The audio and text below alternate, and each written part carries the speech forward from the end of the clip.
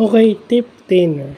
So, itong tip thinner is a combination of a mild acid and solder powder daw. So, ito yung ginagamit na panlinis ng soldering iron tip.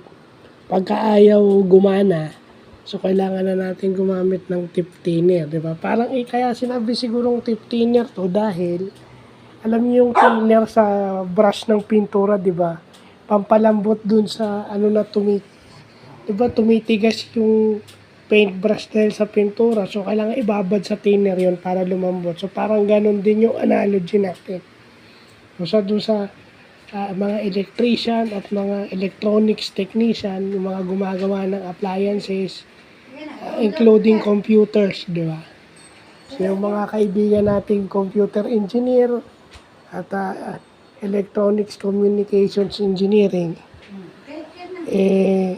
alam nila siguro to. Well, so, bagong tip to sa akin. So, yun lang po.